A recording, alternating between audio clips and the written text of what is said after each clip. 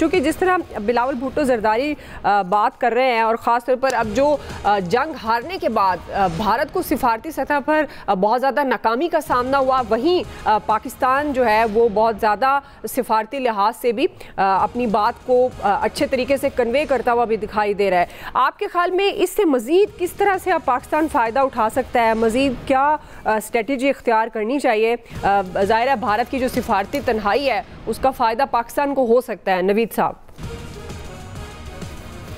اچھا دیکھیں دعا، میرے خیال میں یہاں پہ ایک دو چیزیں بہت امپورٹنٹ دیکھنے کی ہیں۔ میرے خیال میں پاکستان کے لیے جو بلیسنگ ان ڈسگائز ثابت ہوئی وہ ایک تو یہ تھا جو کینیڈا میں جو انڈین گورنمنٹ کی طرف سے، انڈین انٹیلیجنس ایجنسی کی طرف سے وہاں پہ جو ایک سکھ رہنما کا ایکسٹرا جوڈیشل کلنگ کی گئی، ان کو ٹارگٹ کیا گیا، ایک یعنی اس کو آپ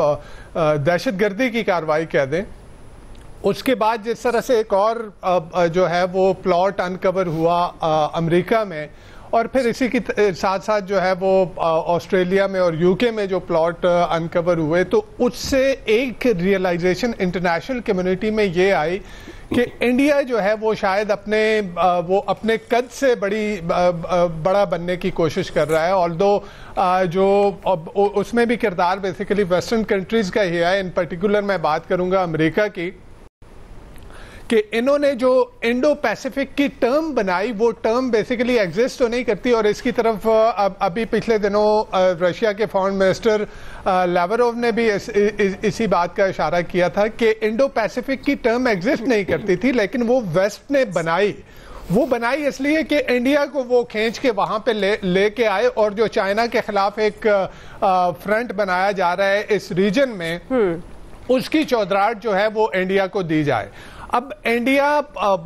یعنی area wise, population wise, economy wise, militarily وہ ایک بڑا ملک ہے، آبویسلی اس کو اسی وجہ سے چائنا کے اگینسٹ کھڑا کیا جا رہا تھا۔ لیکن وہ انڈیا نے شاید وہ یہ سمجھ بیٹھا کہ وہ کچھ کر سکتا ہے جو اسرائیل کر سکتا ہے۔ اسرائیل جس طرح سے ساری دنیا میں جو ہے وہ جو کاروائیاں اسپیشلی ایران میں اس نے ایرانین نیوکلیئر سائنٹسٹ کی ٹارگٹ کلنگ کی، وہاں پہ جس طرح سے لوگوں کو اس نے ٹارگٹ کلنگ کی، وہی چیز اس نے انڈیا شاید یہ سمجھ بیٹھا تھا کہ وہی اسرائیل والی حرکتیں کر سکتا ہے، اور جو ہے ویسٹ جس طرح سے بلینکٹ سپورٹ ویسٹ کی اسرائیل کے پاس ہے، شاید وہ چائنا کو کنٹین کرنے کے لیے وہی سپورٹ جو ہے وہ ویسٹ انڈیا کو دے گا، لیکن ایسا نہیں ہوا۔ اچھا، پھر دوسری ایک اور امپورٹنٹ چیز جو ہوئی وہ یوکرین کی جنگ تھی۔ یوکرین کی جنگ میں جس طرح سے ویسٹ نے ٹوٹل سپورٹ وہ یوکرین کے پاس تھی، لیکن انڈیا نے جو ہے وہ رشیا کا ساتھ جو ہے وہ نہیں چھوڑا، اور آلدو کہ اس میں اس کے اپنے اکنامک انٹرسٹ تھے،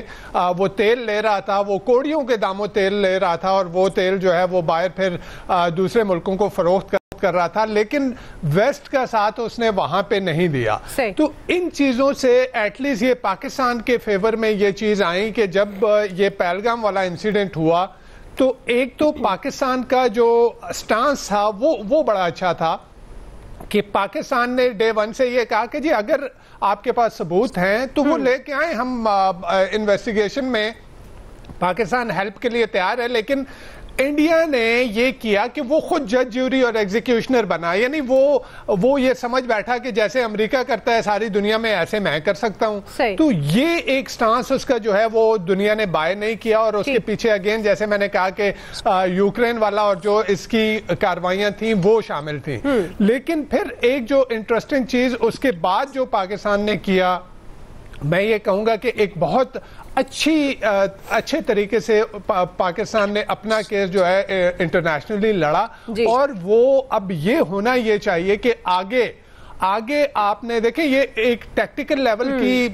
ڈپلومیٹک آفینسو نہیں ہے، ٹھیک، اس کو آپ نے اسٹریٹجک لیول پہ لے کے جانا ہے کہ ایسا نہیں ہے، ایک سسٹینڈ کیمپین آپ نے لانچ کرنی ہے جس طرح سے انڈیا کرتا رہا ہے۔ 2020 میں ای یو کی ڈس انفو لیب نے جس طرح سے انکور کیا تھا کہ کتنے سینکڑوں کے حساب سے انڈیا نے وہاں پہ جو فرضی میڈیا کے لوگ بنائے ہوئے تھے جن کا کام ہی تھا کہ پاکستان کو بدنام کرنا ہے۔ پاکستان کو نیگیٹو لائٹ میں دکھانا ہے. تو اس وقت یہ بہت اچھا ایک اقدام ہے کہ پاکستان نے ایک ڈپلومیٹک آفینسو لانچ کیا, لیکن اگین میں یہ کہوں گا کہ یہ ٹیکٹیکل لیول کا نہیں ہونا چاہیے کہ جی اب بھی اس وقت ہمارا ایک آبجیکٹو ہے, اس کو ہم نے اچیو کرنا ہے اور اس کے بعد آپ پھر خاموش بیٹھ جائیں گے. جیسے انڈیا کر رہا ہے, انڈیا کی ایک پالیسی رہی ہے کہ پاکستان کو تنہا کرنا ہے, تو اب ہماری ایک اسٹریٹجک لیول پہ پالیسی یہ ہونی چاہیے کہ ہم نے انڈیا کو کاؤنٹر کرنا ہے اور انڈیا کا اصل چہرہ دنیا کے سامنے لے کے آنا چاہیے. اور اس کے لیے اگین آپ جب اسٹریٹجک لیول پہ جاتے ہیں تو آپ کو ایک سسٹینڈ کیمپین کرنی ہوتی ہے. ایسا نہیں ہوگا کہ آپ نے ابھی جو ہے وہ مشن بھیجے اور اس کے بعد آپ خاموش ہو کے بیٹھ جائیں. جی عامر صاحب, سسٹین کیمپین کی ضرورت ہے جو انڈیا کرتا رہا, جس طرح ہم نویر صاحب بھی بات کر رہے ہیں, پاکستان کو دہشت گردی کے بہت سارے فالس فلیگ آپریشن کے نام پر بہت سی جھوٹے پروپیگنڈے بنا کر اور دنیا کو یہ میسج دینے کی کوشش کرتا رہا کہ پاکستان میں شاید صرف دہشت گرد رہتے ہیں, جو کہ اب ثابت ہو گیا کہ انڈیا اور مودی حکومت خاص طور پر دہشت گردوں کو پروان چڑھاتی ہے, ان کی پرورش کرتی ہے. اب جس طرح سے بلاول بھٹو زرداری صاحب بات کر رہے ہیں, خاص طور پر دنیا کے سامنے رکھ رہے ہیں مودی حکومت کی دہشت گردی, مسئلہ کشمیر, سمتاس معاہدہ, تو آپ کے خیال میں اب بظاہر یہ لگ رہا ہے اور یہ حقیقت بھی ہے کہ بھارت اس وقت سفارتی تنہائی کی طرف جا رہا ہے, تو اس کا فائدہ پاکستان مزید کیا سٹیپس لے کر اٹھا سکتا ہے؟ عامر صاحب دیکھیں, جو سچویشن بھارت کی گتھ بنائی ہے نا پاکستان کی مسلح افواج نے اس وقت, اور دنیا بھر میں جس طرح رسوا ہو رہا ہے, کم سے کم لفظ یہ کہیں گے انڈیا کے بارے میں کہ جو اپنے آپ کو امریکہ سے بھی اوپر لے گیا تھا, یعنی جن کی کھا رہا تھا ان کو بھی گرا رہا تھا اور سمجھ رہا تھا کہ بس ٹھیک ہے ہماری مرضی, ہم کسی کو بلائیں نہ بلائیں. اور اوقات یہ نکلی کہ یہاں سے پاکستان سے بیٹھ کے ہم نے ان کی ہر چیز تہس نہس کی اور ہم نے خود چھوڑی. ہم نے جو کچھ کیا ان کی مت ماری, ان کو سمجھ نہیں آئی اور آج تک بھی نہیں آئی. اب جو انہوں نے 57 رکنی اپنے پارلیمانی وفود بھیجے, ظاہر ہے یہ سمجھ رہے تھے کہ پوری دنیا صرف ہماری آواز پہ کھڑی ہوگی. نوید صاحب جس کی بات کر رہے تھے رشیا کی, اس رشیا نے بھی پاکستان کی آواز سنی, اس فرانس نے بھی پاکستان کی آواز سنی, اس دنیا نے جنہوں نے ساروں نے ان کو اسلحہ دیا تھا وہ سارے پاکستان کی اس بات پہ کھڑے ہوئے تھے کہ آپ تحقیقات کیوں نہیں کراتے. 100 سفیروں کو انہوں نے ڈپلومیٹس کو بریفنگ دی اور سب کا کوسچن یہ تھا کہ ثبوت کہاں ہے, جو آج تک بھی نہیں ہے. ایسے میں ہمارا تو ایک 7 رکنی وفد نکلا ہے اور طارق فاطمی صاحب وہاں پہنچے ہیں رشیا, ان کے وزیر خارجہ سے ملاقات ہوئی ہے ہماری. ٹھیک ہے, ہم نے اپنا کام ایک اچھے طریقے سے کیا. یہاں ہمارے ڈپٹی پرائم منسٹر وزیر خارجہ نے بہترین انداز میں ساری دنیا سے بیٹھ کے رابطے کیے, ڈپلومیٹس کو بریفنگ دی. اب جب ہم نے پہلا پڑاؤ ڈالا اقوام متحدہ میں تو وہاں بھی ساری دنیا اکٹھی ہے.